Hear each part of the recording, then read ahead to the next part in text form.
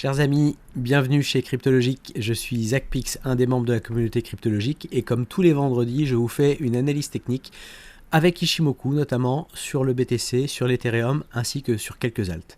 J'étais absent la semaine dernière, donc je vous avais promis que cette semaine, on ferait un petit peu plus d'analyse, ce qui va être le cas. On va essayer de parcourir quelques alts ensemble.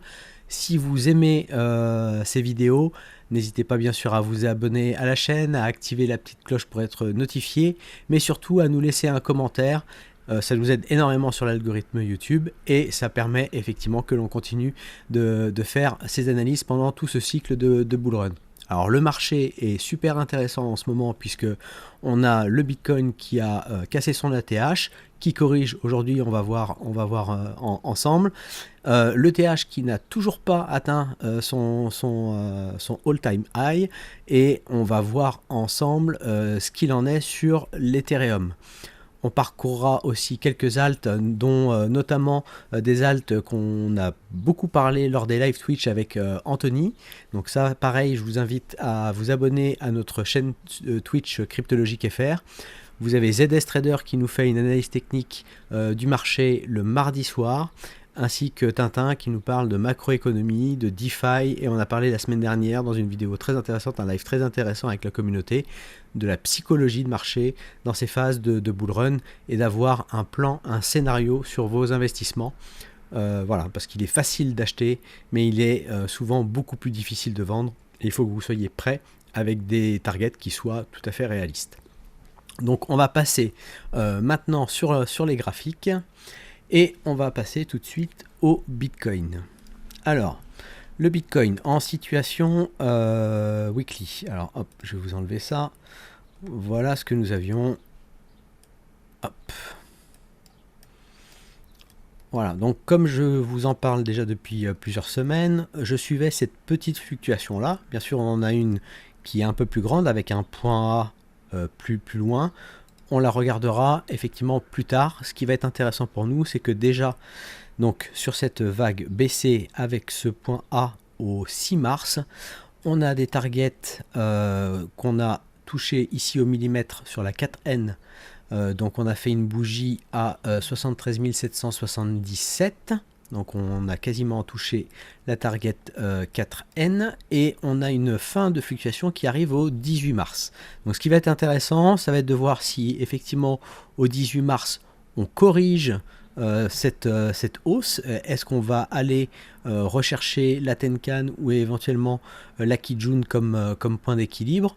Donc voilà, avec ces targets là, ça va être très intéressant d'observer la suite. En tout cas, ici, si jamais on descend sur des plus petites unités de temps, on verra si jamais on marque un sommet et comment ce sommet se matérialise avec Ishimoku.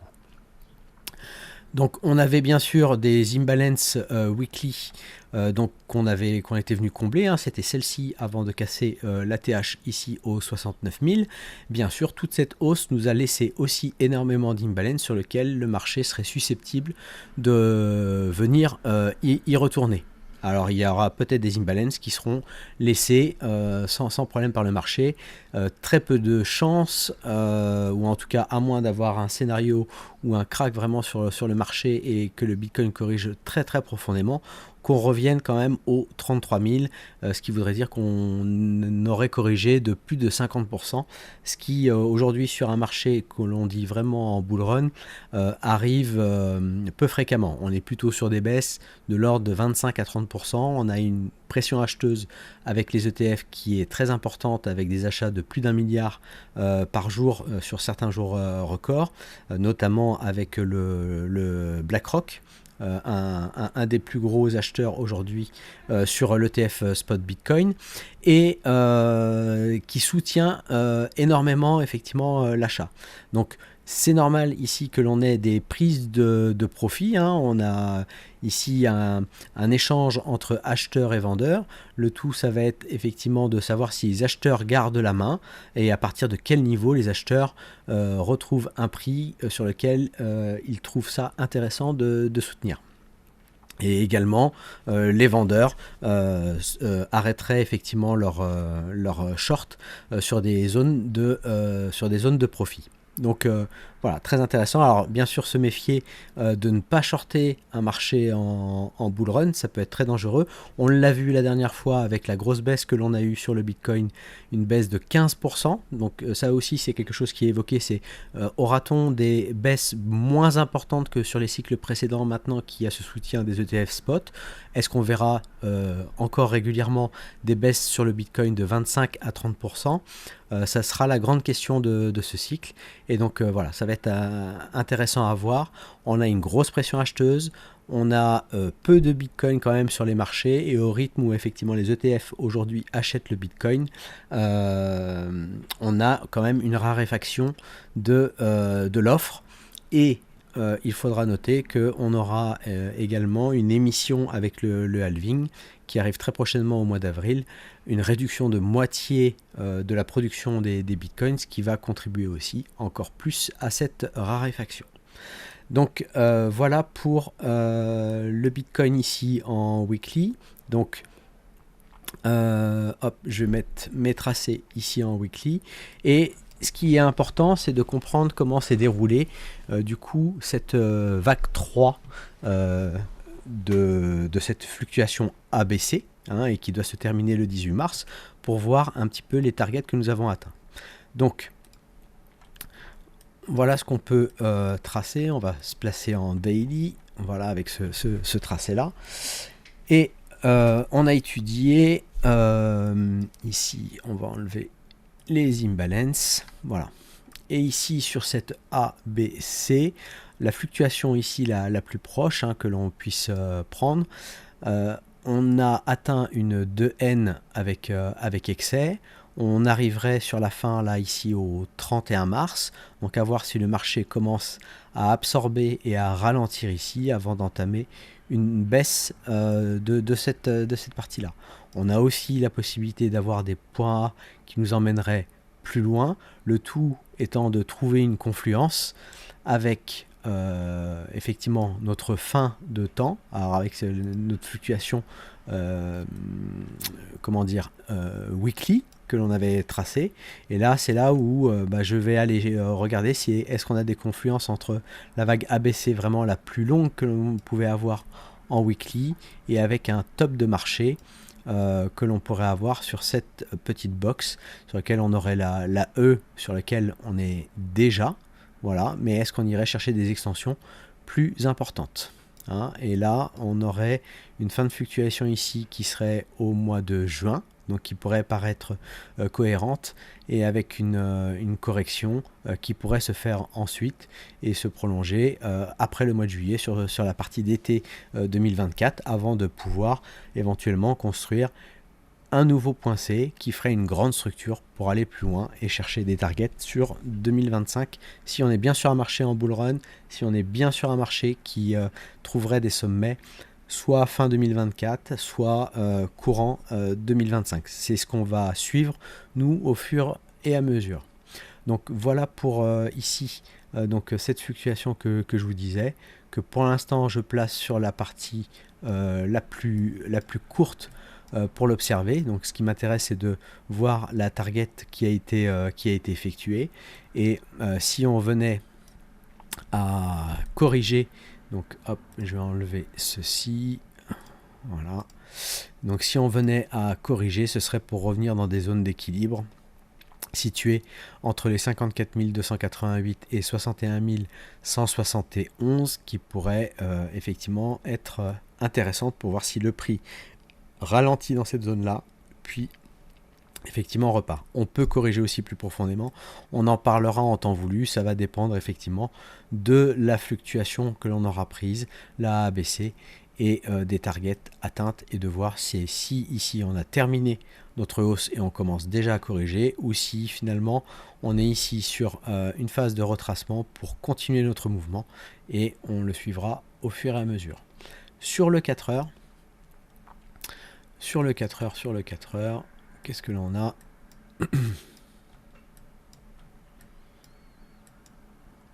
Donc sur le 4 heures, hop, voilà, donc ça j'avais tracé aussi, parce que sur la partie daily, donc on avait dit qu'on prenait cette fluctuation ABC, et après ce que l'on peut faire, c'est étudier le déroulement en fait de cette vague 3, de cette ABC, pour voir aussi quand est-ce qu'elle se termine. Donc là, on aurait atteint l'A2N aussi avec un excès. On pourrait venir retracer, revenir chercher éventuellement la Kijun sans aucun problème. Et donc sur cette partie-là, on aurait terminé cette petite fluctuation. Donc si je mets le retour en zone d'équilibre, on pourrait corriger jusqu'à les 57 830 ou les 58 885 pour repartir. On peut très bien s'arrêter sur l'équilibre de Kijun et réentamer une hausse, ou alors corriger et continuer effectivement avec un peu de temps à corriger cette partie-là. Voilà, donc pour l'instant, on a ici marqué un sommet, et si on descend en 4 heures, a-t-on un ralentissement qui se profile, puisque c'est ça qui nous intéresse. Si on marque un sommet, c'est que en règle générale, on doit avoir une fluctuation de ralentissement. Pour l'instant, donc on a la Shinku ici qui passe sous les prix depuis hier, donc avec cette grande correction. Et à voir si la Shinku va rester sous les prix, va corriger pour rester encore sous les prix et entamer de nouveau une phase de baisse. Donc on se méfie puisque en fait si on a un ralentissement, alors soit on va ranger, on pourrait très bien ralentir comme ceci avant de choisir une sortie par le haut ou une sortie par le bas, mais on peut également voir une structure qui se ferait directement, c'est-à-dire une structure de rebond qui reviendrait comme ceci pour aller chercher la baisse et la correction dès maintenant, pour aller chercher les niveaux plus bas. Bon, là on est en 4 heures, donc vous voyez que là on serait sur des niveaux à 62 000, mais comme on a parlé de niveaux aux alentours des 57 ou 54 ou 53, voilà, on devrait voir soit une structure de ralentissement, une phase finalement de distribution, d'échange entre les acheteurs et les vendeurs, donc une distribution qui nous ferait sortir par le bas, ou une phase d'accumulation qui entraînerait la continuation à la hausse. Donc voilà, scénario intéressant, le Bitcoin corrige.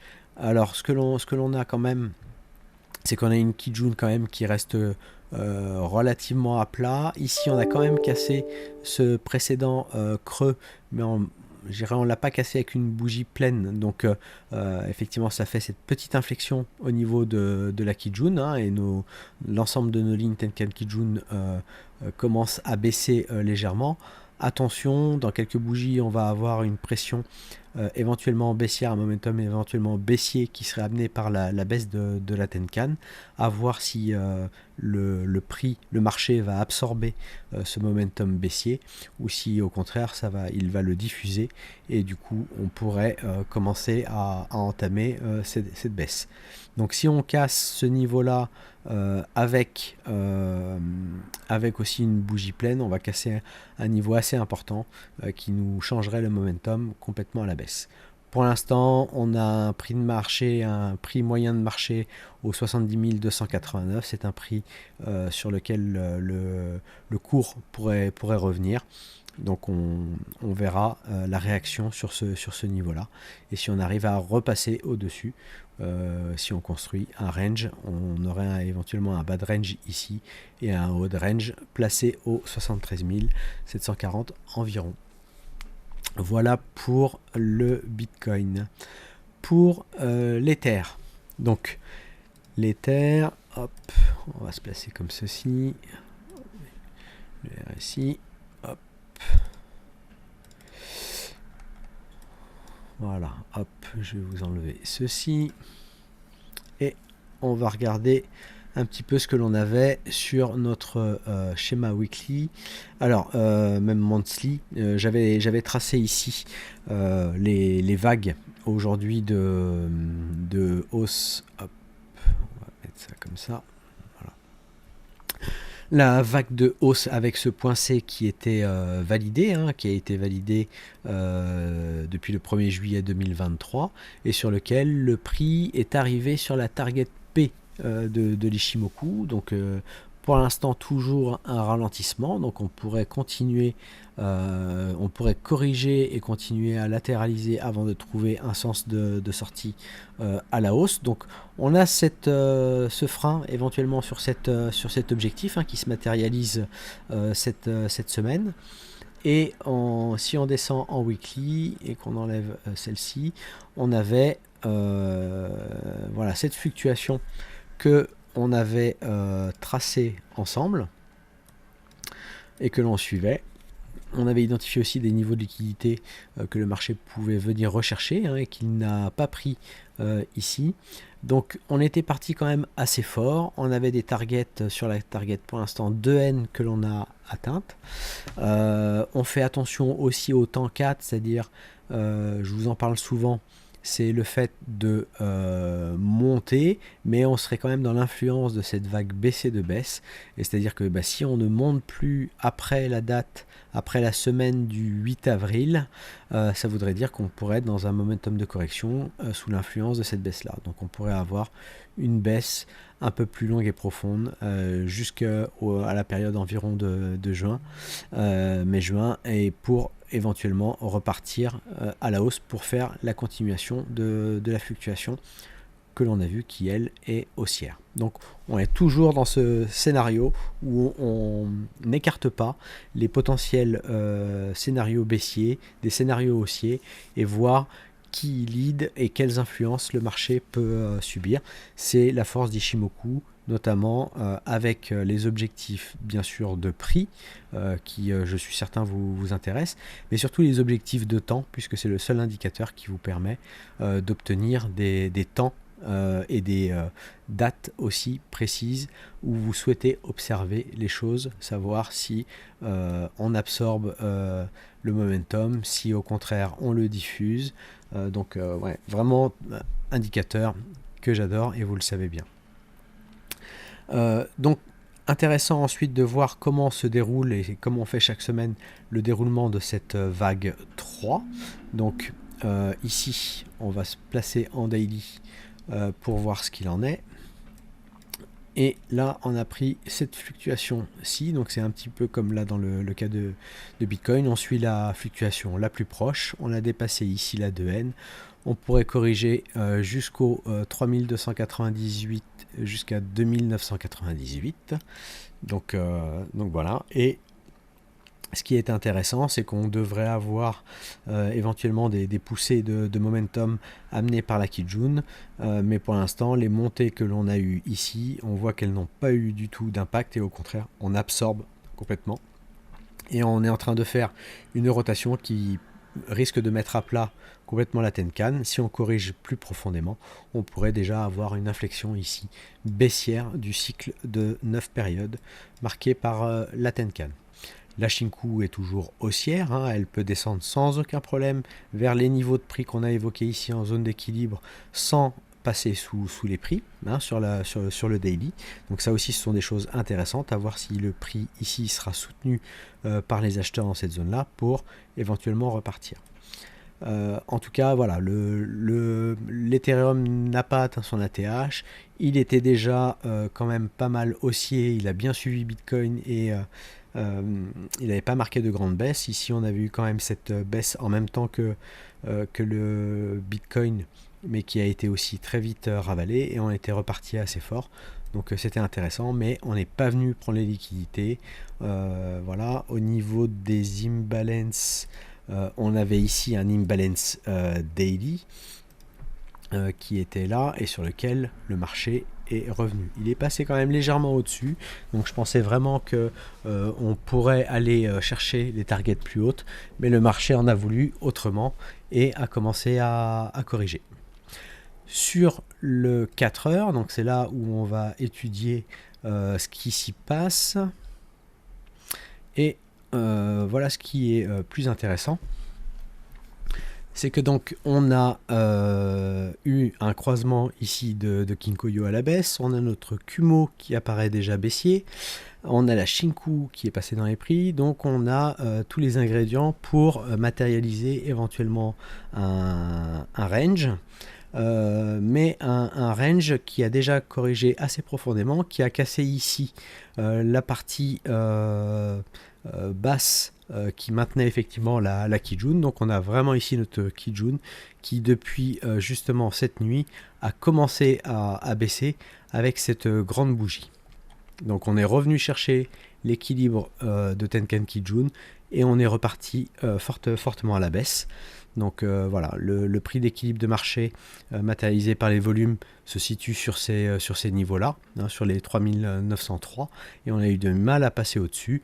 On est juste revenu dans une zone d'imbalance, combler ici l'imbalance avant de partir fortement à la baisse. Donc là, on a vraiment un momentum baissier pour l'instant sur l'Ether, et on va pouvoir étudier en fait après la structure de l'ensemble.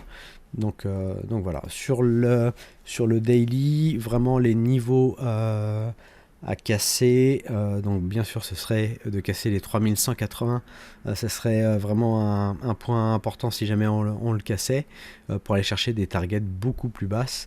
Donc voilà, il faudra observer, mais on a d'autres obstacles, en tout cas des prix d'équilibre déjà sur la Kijun à 3477 qui serait intéressant, sur lequel les acheteurs pourraient venir défendre. Surtout qu'on a le protocole, le IP, donc Denkun qui a été déployé pour la réduction des frais sur les layers 2, donc avec succès. Mais voilà, pour l'instant ce n'est pas encore le moment de l'Ether. Est-ce que le marché attend des news sur les ETF ETH? Je ne peux vous dire. En tout cas, moi, ce que je fais, c'est que je suis ce que me dit le graphique. Et ce qui est intéressant pour nous, après, c'est bien sûr, c'est d'identifier quelles vont être les zones de marché intéressantes sur l'Ether pour éventuellement recharger si vous avez pris des profits. Donc, c'est ce qu'on cherche ensuite à observer avec, bien sûr, les retours possibles à l'équilibre. Hein, donc dans ces zones-là, éventuellement, mais aussi ça peut être plus profondément sur les 2700 et 2717. On reviendrait sur le niveau de notre point B, qui serait aussi un point intéressant sur lequel le marché pourrait venir défendre. Mais on voit que vraiment les gros des volumes s'étaient faits sur la partie basse. Alors si on regarde simplement les volumes, comment ils se sont répartis sur toute cette montée, voilà, ici on aurait un prix vraiment de marché, ici où il y a eu pas mal d'échanges sur les 2246,44. Donc voilà, ce serait le prix si on devait avoir un gros crash sur l'Ethereum, sur lequel je m'attendrais à ce que le marché vienne le défendre fortement, avec des zones de réjection sur lesquelles on n'a pas eu beaucoup de volume dans ces parties-là, ici. Voilà pour l'Ether. Alors si vous aimez les analyses telles que je le fais tous les vendredis et que vous vous intéressez à l'Ishimoku, à l'analyse technique, on aborde énormément aussi les volumes, le scalping, le trading en intraday, le swing, on parle aussi d'investissement, mais on parle aussi avec Tintin énormément de DeFi. Donc tous les mercredis on a un DeFi live, le lundi il nous fait un petit point sur ce à quoi on peut s'attendre dans la semaine, en partie sur les news macro, sur les news crypto, avec les unlocks, les airdrops, et puis on parle aussi effectivement de la DeFi, donc tous les mercredis avec Tintin qui nous donne un petit peu ses alphas et qui nous partage l'ensemble de ses recherches. Et ce qui est important pour nous, c'est que c'est vraiment un club d'échange. Donc je vous invite à aller voir le site cryptologique.fr sur lequel vous trouverez notre offre pour rejoindre le club cryptologique. Donc si vous êtes vraiment, vous êtes des fois un petit peu perdu face à ces phases de hausse, vous ne savez pas quoi faire, c'est que vous manquez d'analyse et de fondamentaux sur l'analyse de ce marché, que ce soit crypto, action, hein, mais vraiment comprendre ce que fait le marché. Donc je vous invite à nous rejoindre dans le club, puisque vous retrouverez bien sûr donc des discussions autour de la crypto, de l'analyse technique et du trading, de la finance décentralisée, des investissements et opportunités qu'on peut trouver aujourd'hui sur les marchés. On ne donne pas de conseils, on vous invite en tout cas à apprendre et à absorber des connaissances qui vous permettront de faire votre propre analyse, comme l'analyse que je vous fais tous les vendredis. Et vous retrouverez énormément de masterclass vidéo faites par ZS Tintin, des vidéos pédagogiques synthétisées plus courtes, des guides, des explications, qu'on concentre tout dans un Notion du Club Logique. Et vous avez également les indicateurs que j'utilise chaque semaine, tous les vendredis, sur mes analyses techniques Ishimoku. Notre liste d'indicateurs, vous la retrouvez ici, au nombre de 7, donc expliqué. Et notre offre, c'est un abonnement mensuel à 35$ par mois que vous pouvez interrompre à n'importe quel moment, ce qui vous permet de tester l'offre et le contenu du club Logique. Et l'offre avec une offre annuelle sur laquelle vous avez 2 mois d'offert, et donc vous avez l'ajout automatique sur votre TradingView des scripts que nous avons développés avec la communauté, car c'est à la fois un cercle d'échange mais c'est aussi un cercle d'échange de compétences. Et donc on a la chance d'avoir des développeurs, des mathématiciens, des gens passionnés de DeFi, des gens passionnés d'airdrop et qui partagent leurs alphas, et ce qui nous fait gagner un temps précieux dans ce marché qui va très très vite. Revenons maintenant à un petit parcours sur quelques alts qu'on a l'habitude de suivre. Donc je voulais faire un point un petit peu sur l'AVAX, qui était parti, qui avait bien montré une situation haussière. On a le Kumo qui est parti à la hausse. On a encore la Shinku qui est quand même tout de même toujours dans le nuage, qui ne s'est pas extraite encore du nuage, mais qui est bien au-dessus des prix. On va bientôt effacer les plus bas, donc ça va être intéressant. On va commencer à avoir des momentum haussiers sur la Kijun. On avait eu une première phase de hausse qui avait emmené l'AVAX à 49,96 $, et on avait une zone d'imbalance ici, donc on est revenu chercher la Kijun qui correspondait aussi à une zone d'imbalance. On est venu dans cette zone d'imbalance et le prix a été renvoyé à la hausse. On a atteint cette semaine une target à 58,30 $. Donc voilà, et il reste du temps encore jusqu'au 25 mars pour continuer à faire des plus hauts. Donc c'est là où je crois que j'ai dû tracer, non je n'ai pas tracé, sur du daily.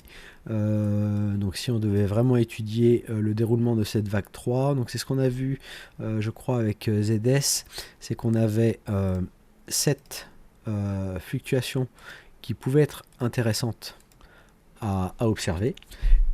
Hop, je vais vous enlever ça. Voilà, mais sur lequel la grande baisse sur Bitcoin a fait ici un nouveau plus bas. Donc ici, je ne pourrais pas prendre ce point C là, je pourrais prendre le point C ici et du coup mettre le point B ici.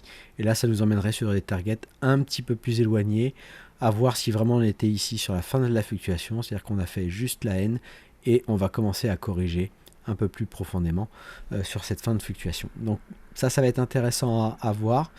Si jamais je ramène simplement ici, donc là on a bien fait une Y. Donc voilà, là c'est un scénario où je pencherai plus qu'on n'arrive pas à passer au-delà de la target N. Donc si on ne va pas au-delà de la target N, c'est qu'on pourrait revenir sur ici le milieu de BC, donc on pourrait revenir à peu près sur ces niveaux là.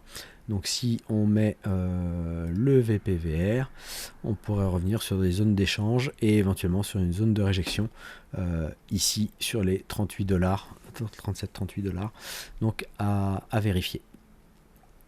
Voilà pour l'AVAX, mais qui continue quand même plutôt bien et sur lequel on a un ATH qui est aux alentours des 147 $. Donc il reste encore du chemin et on arrive effectivement dans les zones où il y avait beaucoup d'imbalance. Donc il peut y avoir ici des phénomènes de réjection à la baisse. Donc il faudrait qu'on puisse pousser assez fort et qu'on s'extrait de ces niveaux-là. Notamment, on a des imbalances ici jusqu'au 88 $, ce qui serait vraiment la barrière. Donc on peut continuer à monter lentement mais sûrement, et voilà, ou dégommer assez fort ces zones là pour commencer à construire quelque chose sur les phases plus hautes. Bien sûr, la plupart des alts sont tenus par ce que fait aussi le Bitcoin et l'Ethereum. Donc pensez toujours à analyser Bitcoin et l'Ethereum et ensuite à analyser vos alts. Le Solana, donc la configuration ici en weekly qui était très très belle. On a vraiment toutes nos lignes qui sont à la hausse. Une Tenkan qui soutient très très bien le prix. On n'est jamais revenu encore tester ici le niveau de Kijun. Et sur cette fluctuation, donc on peut déjà ici voir, on va la tracer ensemble et on va voir un petit peu les targets et les temps. Donc hop. Voilà. Donc, on aurait éventuellement ces targets, donc la haine qu'on a quasiment touché à 188,03. Si on va chercher plus haut, on aurait la target des 235,39, ce qui nous rapprocherait de la TH, à voir si le marché irait chercher un peu plus loin. On a un marché quand même ici qui a tendance à accélérer, donc l'AE est plutôt pas mal. Et si jamais vraiment on allait regarder les extensions possibles, si le marché accélérait encore plus, puisqu'il reste du temps, hein. Ici on pourrait avoir un temps de poussée au mois de mai et une fin de fluctuation début juin. On a quand même pas mal d'alts qui sont dans ces configurations là, donc chercher des profits jusque sur les dates du mois de mai, ça paraît intéressant. Et attention ensuite à d'éventuelles corrections qui soient un peu plus profondes, qui pourraient revenir sur des niveaux ici entre B et C sur après le mois de juin, courant d'été.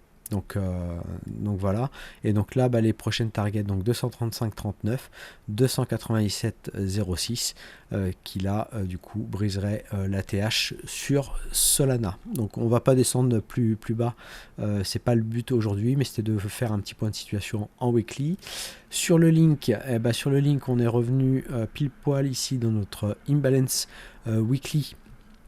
Donc voilà, on avait une fluctuation que l'on suivait, donc je sais plus si j'avais fait un tracé. Voilà, le tracé que l'on avait ici.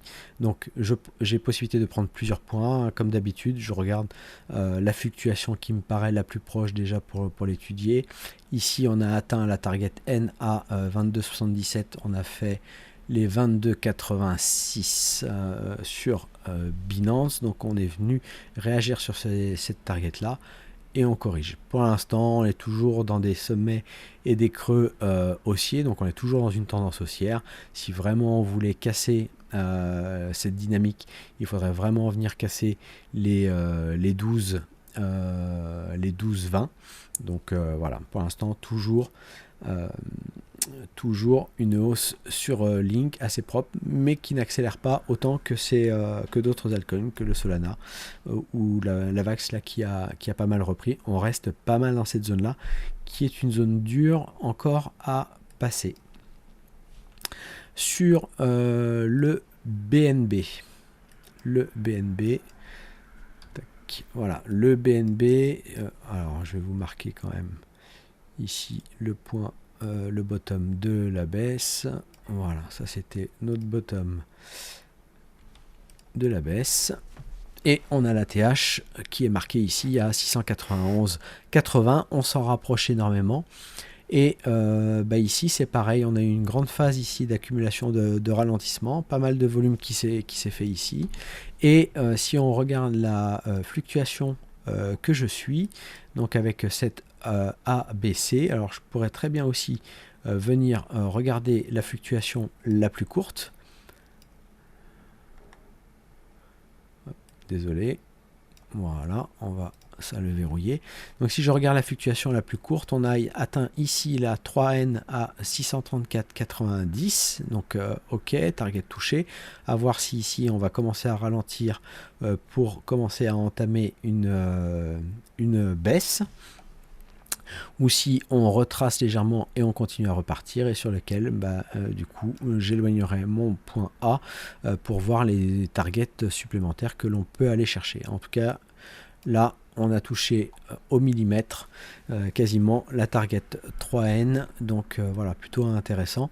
Et donc ça, c'est quelque chose après où bien sûr, si on veut savoir quelle target on peut aller chercher, on vient étudier dans les unités de temps plus petites les structures, les sous-structures de notre vague 3, vague 1, 2, 3. Donc on étudie ensuite le déroulement de notre vague 3 dans les plus petites unités de temps, c'est-à-dire que on vient décortiquer aussi avec Ishimoku et l'ondulatoire et les temps, les targets ici du mouvement et les temps de fin de mouvement.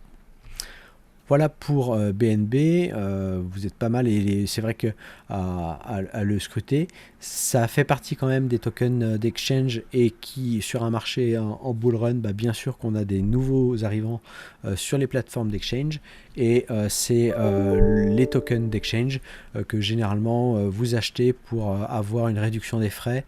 Donc c'est le même cas sur BGB pour BitGet, c'est le même cas pour KCS sur KuCoin.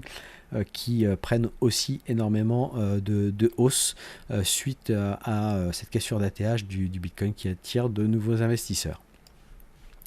Sur les projets dont on parle souvent sur Cryptologique, nous avons le Parsec. Le Parsec, alors hop, je vais vous le mettre comme ceci. Voilà, hop, voilà, je vais vous enlever ça. Donc le Parsec, un projet dont on avait parlé longuement avec Anthony et CryptoVector. Donc on était ici dans une structure de baisse avec des creux et sommets descendants. On a une phase ici de ralentissement. On a eu notre bottom ici. Notre bottom qui est marqué pour l'instant ici. Donc c'est toujours un bottom temporaire. On peut toujours aller rechercher plus bas. Si le Bitcoin se crash, on pourrait être ici, avoir été dans un simple rebond pour continuer la baisse.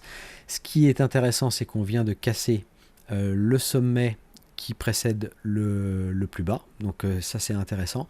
J'aurais préféré que ce soit avec une bougie pleine. Donc ici, on a une bonne hausse, mais on ravale très, très fortement.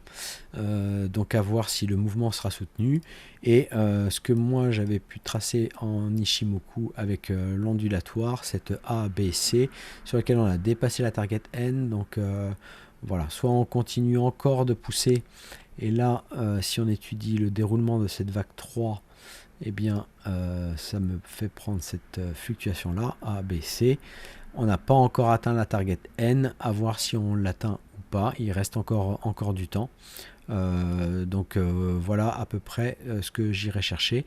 Et peut-être qu'on irait la chercher avant la date du 1er avril et corriger ensuite à la baisse. Donc on va suivre ça et ça dépendra bien sûr du marché du Bitcoin. En tout cas, la structure est pas mal. On a cassé ici, donc on a dit le précédent sommet. Donc ça ressemble bien à une configuration bien haussière. On a le Kumo qui a croisé à la hausse, le Kinkoyo est haussier, la Shinku est au-dessus des prix, mais pas encore libéré du nuage. Donc il faudrait encore quelques confirmations pour marquer un mouvement haussier. Si on regarde juste pour des valeurs éventuellement intéressantes, moi je regarde effectivement pas mal avec l'échange des volumes ici. Donc on aurait ici un prix de marché intéressant au 0,11 sur lequel je serais susceptible d'acheter à partir de ce niveau là ou en dessous si jamais je voulais faire du DCA sur Parsec. Étudier bien sûr le fondamental, les tokenomics de ces tokens. Voilà, moi je ne fais pas d'étude fondamentale dans ce que je vous présente le vendredi. Je ne fais pas de conseils d'investissement. Je regarde juste les niveaux sur lesquels je pourrais avoir des confluences et sur lesquels moi avec Ishimoku je vais venir observer si on fait un ralentissement dans cette zone dans des petites unités de temps pour avoir un token qui serait prêt à repartir à la hausse. Et je suis pour ça quand même toujours le Bitcoin et l'Ethereum. Alors, n'hésitez pas aussi à aller regarder contre Bitcoin et Ethereum. On voit ici que contre Bitcoin et Ethereum, on a quelque chose qui pour l'instant n'est pas du tout en surperformance, ce qui par contre était le cas sur BNB. BNB je ne vous l'ai pas montré, mais le BNB commence à avoir une configuration qui va m'intéresser contre le Bitcoin et contre l'Ethereum qui lui performe moins que le Bitcoin. Donc c'est surtout là contre le Bitcoin où j'ai tendance à regarder. Donc voilà, la configuration Ishimoku me plaît déjà un peu mieux. On a un ralentissement qu'on est en train de marquer. On est en train de casser, effectivement, on avait déjà cassé ici ce sommet là, mais on va casser aussi ce sommet weekly. Donc on a vraiment une tendance là qui part vraiment bien à la hausse. Donc encore un peu, et si on casse vraiment ces plus hauts là de manière significative, on va emmener complètement notre Kijun à la hausse. Mais ce qui est déjà le cas, si jamais je zoome très légèrement ici, cette petite inflexion sur cette hausse que l'on a cette semaine. Donc la fin de semaine sera intéressante sur une BNB. C'est vraiment un coin là qui est assez fort. Donc sur les autres, méfiez-vous. Vous pouvez avoir des configurations qui vous paraissent intéressantes contre le dollar, mais pas forcément toujours très intéressantes contre le BTC et le TH, qui pour l'instant sont les surperformeurs. Si on passe sur le streamer, le Datacoin, donc ça pareil, je voulais vous indiquer de faire attention. Donc moi je regarde aussi pas mal les OBV, mais les OBV peuvent être différents. Donc là j'aime bien parce que j'ai un OBV croissant, c'est-à-dire qu'on a toujours des volumes qui rentrent, on a eu une grande phase d'accumulation et on a eu vraiment des soutiens effectivement là sur les volumes, et la hausse ici a projeté effectivement les volumes bien à la hausse. Donc on dépasse, si vous comparez en fait ce niveau de prix là, hein, donc ce niveau de prix que vous avez ici qui était à peu près équivalent à là, vous voyez que vous êtes bien au-dessus en volume, c'est-à-dire qu'il y a quand même beaucoup d'achats, d'équilibre d'achat supérieur aux ventes, et on dépasse aussi les volumes que l'on avait sur les plus hauts. Donc intéressant à regarder, mais il faut se méfier puisque vous allez avoir des configurations qui peuvent être différentes. Je regardais tout à l'heure Gate.io et vous voyez qu'on n'a pas du tout les mêmes choses. Par contre, si vous regardez les quantités de volume, vous voyez que ici on parle ici en millions, donc à moins 29 millions, alors que sur Binance, donc hop, je vais me remettre ici, data USDT. Sur Binance, ici, on parle en milliards. On est à 19 milliards. Voilà, donc vraiment méfiez-vous et essayez de prendre les charts et les indicateurs sur les graphes sur lesquels vous avez le plus de volume. Si vous voulez effectivement avoir de l'Ishimoku qui là vous donne vraiment par rapport aux configurations de prix et au temps, allez sur Gate.io parce que vous allez avoir plus historique, donc une configuration d'Ishimoku peut-être plus lisible, mais en tout cas sur de l'OBV, essayez de prendre celui sur lequel les exchanges sur lesquels vous avez le plus d'échanges. Donc là sur le data, on avait ici notre bottom fait ici et une structure ondulatoire que je suis et sur lequel on a toujours la Intencan qui défend. Donc à voir si sur cette baisse elle sera toujours défendue avec une target N que je viserai éventuellement à 0,118 pour pareil avril 22 avril. Donc voilà pour le data. On a cassé ici point B, donc on est bien dans une fluctuation haussière, et ce qui va être intéressant après, ça va être d'étudier le déroulement de cette vague 3 pour arriver sur des targets, soit la N à 0,118 donc, soit la V à 0,158. Écoutez, j'espère que ça vous a plu. Donc voilà, j'avais promis qu'on ferait une présentation un petit peu plus longue cette semaine. J'espère pas trop longue. Dites-le moi en commentaire si c'est trop long. Sinon, je diviserai ça éventuellement en 2 vidéos. Une le samedi et une même enregistrée, mais que je peux vous présenter éventuellement, que je peux vous envoyer pendant le week-end si vous trouvez que c'est trop long comme format. On est à 43 minutes. J'ai essayé de faire quand même assez vite et je suis ravi de vous retrouver. Et donc je vous donne rendez-vous sur le live Twitch de mardi avec Anto, Tintin et ZS. Des lives toujours très intéressants avec la communauté. Et puis moi je serai heureux de vous retrouver vendredi prochain. Je vous remercie, à très bientôt. Ciao ciao.